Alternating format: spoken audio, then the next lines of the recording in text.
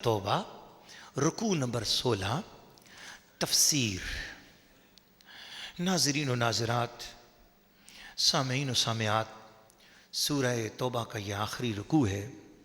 اللہ کریم نے مسلمانوں سے یہ فرمایا کہ مسلمانوں، جتنے بھی گستاخ رسول ہیں، گستاخ الہی ہیں، گستاخان اسلام ہیں، گستاخان دین ہیں، گستاخان قرآن ہیں، بے ادب کافر جتنے بھی ہیں، اور وہ تمہارے اگر قریب قریب کہیں ہیں تو ان کے ساتھ لڑو، ان کے ساتھ جہاد کرو، ان کو گستاخیاں نہ پھیلانے دو۔ اور چاہیے یہ کہ چونکہ تمہارے قریب ہیں، تمہارا ان کے ساتھ روز کا واسطہ ہے، تو کہیں ایسا نہ ہو کہ تم ان کے ساتھ دوستیاں گانٹنے لگو اور وہ تمہارے اندر جو ہے نا وہ دیکھیں کہ یہ تو بس ایسے ہی مسلمان ہیں۔ نہ، وَلْيَجِدُوا فِيكُمْ غِلْظَةً، ان کو تمہارے اندر سختی محسوس ہونی چاہیے کہ تم مسلمان اپنے نبی کے نام پر کسی قسم کا سمجھوتا نہیں کرنے والے ہو۔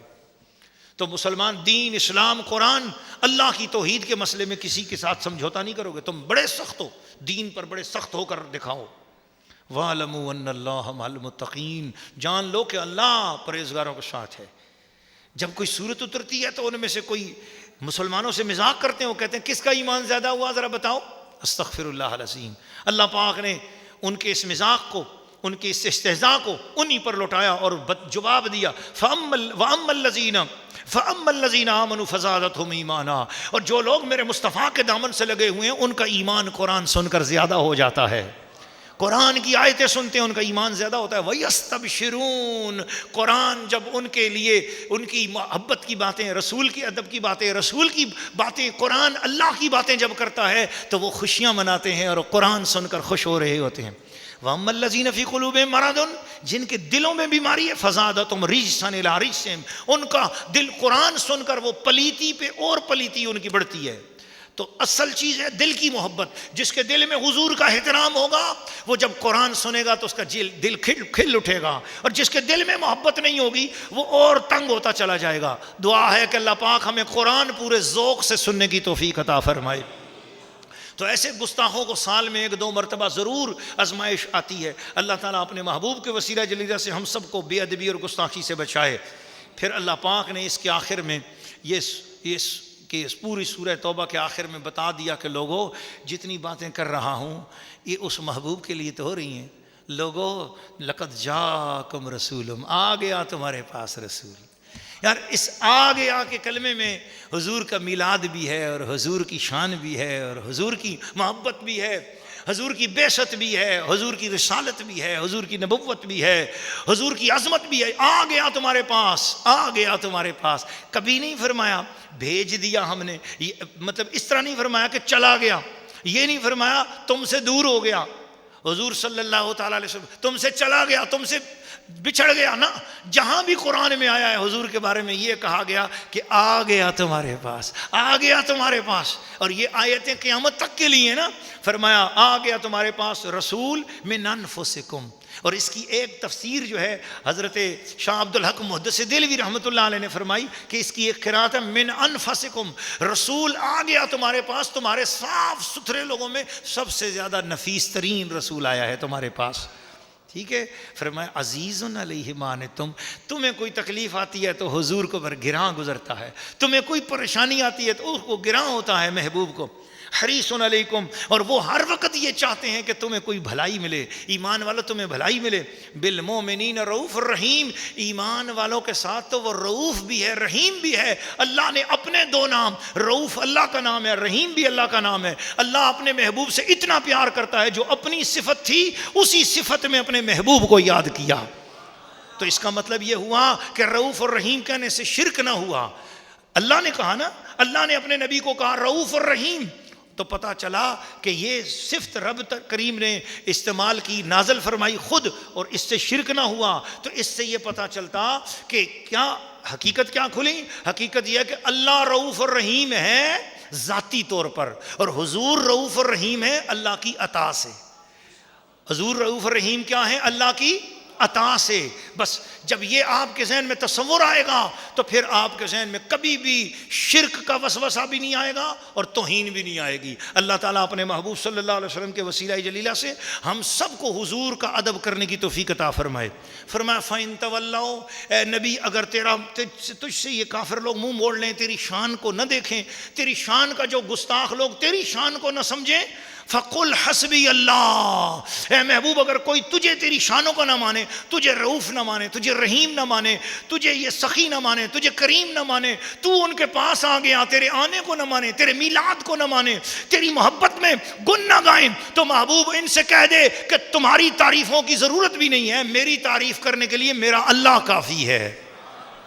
حسبی اللہ کا معنی جن لوگوں نے گھڑ لیا کہ میرے لیے اللہ کافی ہے اور وہ سمجھتے ہیں کہ بھئی نبی کافی نہیں، ولی کافی نہیں، وہ اس چیز کو گستاخی کے زمرے میں لے رہے ہیں. ظالموں، تم قرآن کو بدل رہے ہو، قرآن میں تحریف کر رہے ہو. اللہ نے تو یہ معنی کیا ہی حضور کی شان کے لیے تھا. فرمایا فَإِن تَوَلَّوْا، جو محبوب تجھ سے منہ موڑے، تیری شانوں سے منہ موڑے، تیرے مقام سے منہ موڑے، فَقُلْ حَسْبِيَ اللَّهُ، تو فرما دے کہ میری شانیں بیان کرنے کے لیے میرا اللہ ہی میرے لیے کافی ہے. لا الہ الا ہو، اس کے ساتھ کوئی خدا نہیں، اس کے علاوہ کوئی معبود نہیں، وہی معبود ہے. اور فرما علیہ توکلت، میں نے اسی پر بھروسہ کیا. وہوا، میرا رب کون ہے؟ رب العرش العظیم، بڑے عرش کا مالک ہے. صدق اللہ العظیم. ناظرین و ناظرات، ذکر الہی سے پہلے اس میں ڈال لیجیے. ذکر الہی سے پہلے آج میں نے آپ کو سوالات لکھانے تھے، جلدی جلدی اپنے نوٹ بک نکال لیجیے. سوال نمبر 1، سورہ فاتحہ کے الفاتحہ کے علاوہ کتنے نام اور ہیں؟ پھر دہراتا ہوں، سورہ فاتحہ کے سوال نمبر 1، سورہ فاتحہ کے الفاتحہ کے علاوہ کتنے نام اور ہیں؟ پھر سوال کو دہراتا ہوں، سورہ فاتحہ کے الفاتحہ کے علاوہ کتنے نام اور ہیں؟ لکھتے جائیے جلدی جلدی. کم از کم 7 نام لکھیے یا بتائیے، کم از کم 7 نام لکھیے یا بتائیے. جواب، سورہ فاتحہ کے الفاتحہ کے علاوہ 20 نام اور ہیں یا 20 سے زیادہ نام اور ہیں. نمبر 1 ام القرآن، نمبر 2 رقیہ، نمبر 3 شافیہ. آہستہ آہستہ بولوں، ٹھیک ہے؟ لکھتے جائیے، لیڈیز بھی لکھ لیں، خواتین بھی لکھتے جائیں. نمبر 1 ام القرآن، نمبر 2 رقیہ، نمبر 3 شافیہ، نمبر 4 وافیہ، نمبر 5 کافیہ، نمبر 6 سورۃ الدعاء، نمبر 7 تعلیم المسئلہ، سورۃ الدعاء تعلیم المسئلہ، نمبر 8 سورۃ الکنز، نمبر 9 سورہ فاتحۃ الکتاب، نمبر 10 سورۃ الشفاء، نمبر 11 سورۃ الحمد، نمبر 12 سبع مثانی، نمبر 13 نور، نمبر 14 المناجات، نمبر 15 التفوید، نمبر 16 السوال، نمبر 17 سورۃ الصلاۃ، نمبر 18 فاتحۃ القرآن، نمبر 19 مثانی، نمبر 20 سورۃ التوحید، نمبر 21 سورۃ الاول، نمبر 22 سورۃ القیام، نمبر 23 الصراط المستقیم. میں ریکارڈنگ والے سے کہوں گا کہ یہ سوالات کی سی ڈی تیار کر دیں کل. تو سوالات میں جلدی جلدی پڑھ لیتا ہوں تاکہ لکھنے میں دیر لگے گی. سوالات کی سی ڈی تیار کر لیجئے گا کل. یہ جو سوالات ہیں نا، اس کی سی ڈی کل تیار کر لیں اور تمام احباب وہ سی ڈی ہدیہ کروا لیجئے گا. اور لیڈیز کے لیے بھی وہ سی ڈی آپ دیکھ لیجئے گا، اس سی ڈی کے اندر سے سوالات کو تیار کر لیے جواب. اب میں جلدی جلدی سوال پڑھتا ہوں. اب نوٹ جو کر سکتے ہیں نوٹ کریں، یہ نہیں کہ اب آپ بیٹھ جائیں ایسے، نوٹ کر دیں، جتنا نوٹ کر سکتے ہیں کریں. سوال نمبر 2، سورہ فاتحہ میں ایسا کون سا کلمہ ہے جس میں صرف زبر کی جگہ زیر یا پیش جان بوجھ کر پڑھنے سے انسان کافر ہو جائے؟ جواب وہ کلمہ ہے انعمتا، وہ کلمہ ہے انعمتا۔ اگر انعمتا کو انعمتو پڑھا یا انعمتے پڑھا، ان دونوں صورتوں میں جان بوجھ کر اگر کسی کو پتہ ہے اور اس نے جان بوجھ کر یہ پڑھا، انعمتو پڑھا یا انعمتے پڑھا، تو وہ کافر ہو جائے گا۔ سوال نمبر 3، سورہ البقرہ میں کتنے رکوع، کتنی آیات، کتنے حروف اور کلمات ہیں؟ جواب، سورہ البقرہ میں 40 رکوع، 286 آیات، 25,500 حروف، 6,121 کلمات ہیں۔ سوال نمبر 4، سورہ البقرہ میں جس گائے کا ذکر ہے وہ کس کی تھی اور اس سے کیا ہوا اور ہمیں کیا سبق ملتا ہے؟ وہ گائے ایک نیک بندے اللہ کے ولی کی تھی، اس کے چھوٹے چھوٹے بچے تھے، اس نے وصال کے وقت عرض کیا، یا رب کریم میرے بچوں کی یہ امانت ہے، اس گائے کو میں تیرے سپرد کرتا ہوں، تو اس کی حفاظت کرنا، اور میرے بچے بالغ ہوں تو انہیں لوٹا دینا۔ پھر اللہ نے اسے سنبھالا۔ بنی اسرائیل میں جب ایک قتل نامعلوم ہوا تو نامعلوم قاتل سے قتل ہوا، تو اصل قاتل کو جاننے کے لیے لوگ اللہ کے نبی حضرت موسیٰ علیہ السلام کے پاس گئے۔ انہوں نے فرمایا ایک گائے ذبح کر کے اس کا گوشت اس کو مارو، قاتل خود زندہ ہو کر بتا دے گا۔ چنانچہ ایسا کرنے سے بنی اسرائیل کی شرائط پر وہی گائے پائی گئی۔ اس گائے کے چمڑے کو سونے سے بھر کر دینا قیمت مقرر ہوا، گوشت مارا گیا، مقتول نے زندہ ہو کر اپنے قاتل کا خود بتا دیا۔ تو اس سے پتہ چلا کہ اللہ کے مقبول بندوں کے جانور بھی اللہ کی نظر میں قیمتی ہیں، اور اس سے سبق یہ ملا کہ جو چیز اللہ تعالیٰ کی حفاظت میں دی جائے، جو چیز اللہ کے حوالے کی جائے، اللہ تعالیٰ اس کی حفاظت فرماتا ہے۔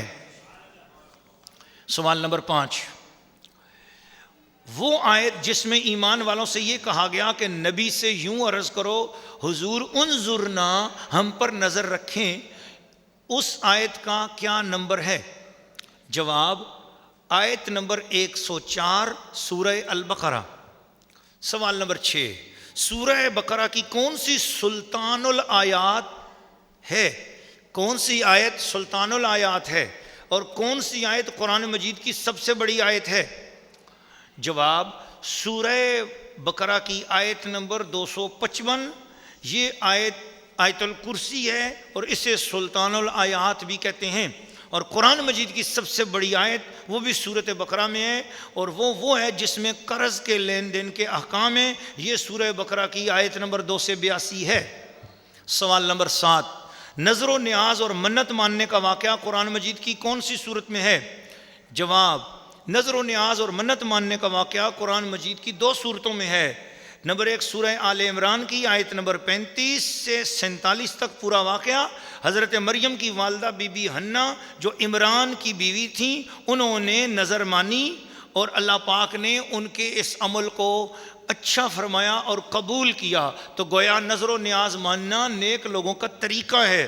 اور دوسری سورہ دہر میں آیت نمبر 7 کے اندر مولا علی اور سیدہ فاطمہ الزہرا کا واقعہ ہے جو انہوں نے نظر مانی تھی، تو اس واقعے کو اللہ نے سورہ دہر کی آیت نمبر 7 میں بیان کیا۔ سوال نمبر 8، جس نے رسول کا حکم مانا بے شک اس نے خدا کا حکم مانا، یہ کون سی آیت کا ترجمہ ہے؟ آیت نمبر اور سورت کا نام بتائیں۔ جواب، پارہ نمبر 5 سورہ النساء کی آیت نمبر 80 ہے۔ سوال نمبر 9، آسمان سے کھانا اترنے کے دن کو عید کے طور پر منانے کا ذکر کون سی سورت کی کس آیت میں ہے؟ جواب، پارہ نمبر 7 سورہ المائدہ کی آیت نمبر 114 میں۔ سوال نمبر 10، شیطان کا کیا گناہ تھا جس کی وجہ سے وہ جنت سے نکالا گیا اور اللہ کریم کے دربار سے دھتکار دیا گیا؟ سورہ الاعراف کی روشنی میں جواب دیں۔ جواب، پارہ نمبر 8 سورہ الاعراف کی آیت نمبر 11، 12 اور 13 کی روشنی میں شیطان نے حضرت سیدنا آدم علیہ السلام کی بے ادبی اور گستاخی کی اور ان کا ادب نہ کیا، انہیں سجدہ تعظیمی پیش نہ کیا، تو شیطان نے اپنے آپ کو ان سے بہتر کہا، اس گستاخی نبی کی وجہ سے وہ دھتکار دیا گیا۔ لہٰذا تمام مسلمانوں کو اس سے یہ سبق ملتا ہے کہ نبی کے حضور تعظیم کرنے میں دیر کبھی نہ لگائیں۔ اگر کوئی حضور صلی اللہ علیہ وسلم کا نام مبارک سن کر انگوٹھے چوم کے آنکھوں سے لگاتا ہو تو اس کو حقارت اور نفرت سے نہ دیکھیں، کہیں ایسا نہ ہو یہ عمل فرض یا واجب تو نہیں ہے، لیکن کوئی کر رہا ہے محبت سے تو اس کو روکیں بھی نہیں، کیونکہ اس سے دین میں کوئی نقصان بھی نہیں ہو رہا ہے۔ سوال نمبر 11، سورۃ الانفال کی آیات اور رکوع کتنے ہیں؟ یہ مکی ہے یا مدنی؟ جواب، سورہ انفال کی آیات 75 ہیں، رکوع 10 ہیں اور یہ مدنی ہے۔ سوال نمبر 12، سورہ الانفال کی آیت نمبر 31، 32، 33 کا خلاصہ کیا ہے؟ دراصل کافروں نے خود عذاب، جواب، دراصل کافروں نے خود عذاب اور آسمان سے پتھر مانگے تھے، مگر اللہ کریم نے فرمایا، ترجمہ کنز الایمان، اللہ کا کام نہیں کہ انہیں عذاب کرے جب تک اے محبوب تم ان میں تشریف فرما ہو۔ سوال نمبر 13، سورہ توبہ کا دوسرا نام کیا ہے؟ اس کے آغاز میں بسم اللہ شریف کیوں نہیں لکھی ہوئی؟ جواب، اس کا دوسرا نام سورہ براءت ہے اور اس کے آغاز میں بسم اللہ نبی کریم نے ہی نہیں لکھوائی۔ ان 13 سوالوں میں سے کوئی سے 10 سوال پوچھے جا سکتے ہیں۔ لا الہ الا اللہ، لا الہ الا اللہ، لا الہ الا اللہ، لا الہ الا اللہ، محمد الرسول اللہ، الا اللہ، الا اللہ، الا اللہ، محمد الرسول اللہ، اللہ اللہ اللہ اللہ اللہ، محمد الرسول اللہ، اللہ اللہ اللہ اللہ اللہ اللہ اللہ، جل جلالہ وعم نوالہ وتم برہانہ وعظم شانہ۔ مصطفیٰ جان رحمت پہ لاکھوں سلام، شمع بز میں ہدایت پہ لاکھوں سلام، شمع بز میں ہدایت پہ لاکھوں سلام۔ اعلیٰ حضرت امام اہل سنت پروانہ شمع رسالت سرکار اعلیٰ حضرت امام محمد رضا خان فاضل بریلوی رضی اللہ تعالیٰ عنہ، آپ ارشاد فرماتے ہیں، کیا خوبصورت بات فرماتے ہیں کہ جب نبی کریم صلی اللہ تعالیٰ علیہ وسلم تشریف لائے تو اس سال کو سنۃ الفتح والابتہاج کہا گیا ہے۔ تمام سیرت کی کتابوں میں لکھا ہے کہ اس سال عرب میں اتنی بارشیں ہوئیں کہ چٹانوں کے اوپر بھی گھاس پیدا ہو گیا، اونٹنیاں موٹی ہو گئیں، جانوروں نے دودھ دینا شروع کر دیا۔ اللہ نے اس عرب کے صحرا میں بھی گلشن کھلا دیے حضور کی برکت سے۔ تو اس حدیث کو سامنے رکھتے ہوئے اعلیٰ حضرت فرماتے ہیں، جس کے جلوے سے مرجھائی کلیاں کھلیں، جس کے جلوے سے مرجھائی کلیاں کھلیں،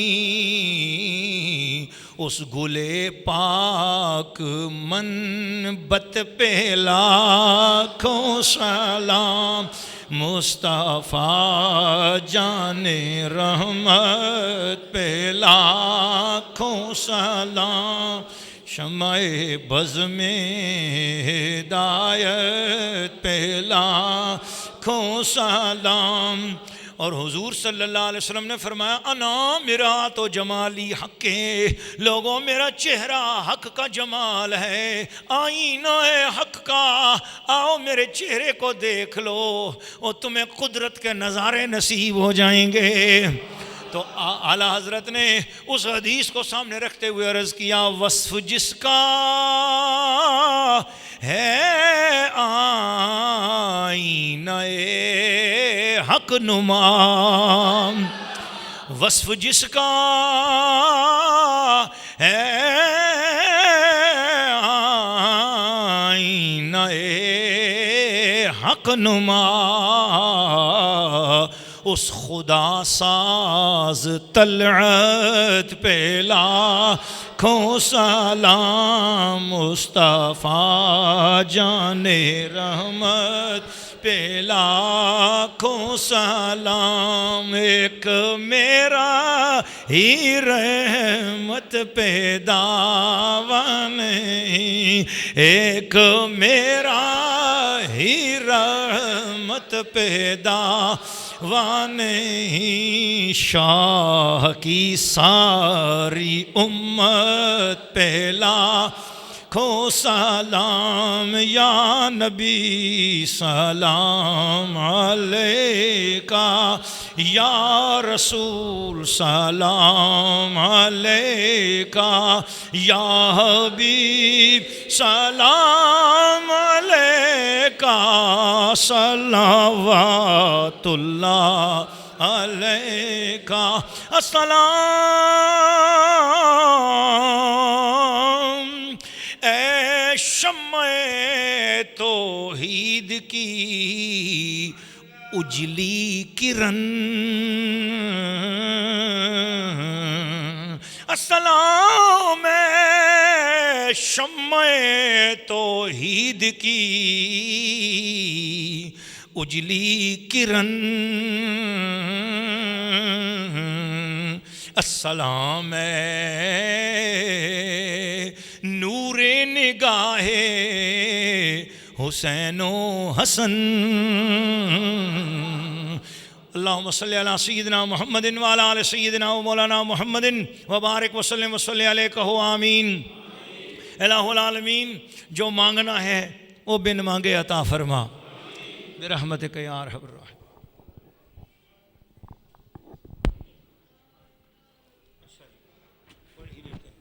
حضرات، یہ دعوت اسلامی کی زیر اہتمام جشن بارہ کا اہتمام ہے۔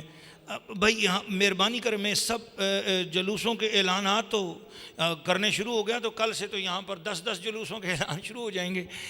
اللہ پاک مہربانی کرے۔ یہ اچھا، مسجد سے گاڑی روانہ ہوگی 11 بجے۔ تمام احباب سے درخواست ہے کہ اس مسجد سے گاڑی، جشن بہارہ کا اجتماع ہوگا نورانی عیدگاہ گراؤنڈ نیو کراچی 11G میں، اور یہاں سے گاڑی، اس مسجد سے گاڑی 11 بجے روانہ ہوگی۔ جزاک اللہ۔ ماہ نور کے لیے دعا کریں۔ ماہ نور ذہنی طور پر ٹھیک نہیں ہے، اللہ تعالیٰ اس کو شفا عطا فرمائے۔ کافی ساری لمبی درخواست ہے کسی خاتون کی، اللہ تعالیٰ اپنے حبیب کے صدقے جو بھی دعا ہے اللہ قبول اور منظور فرمائے۔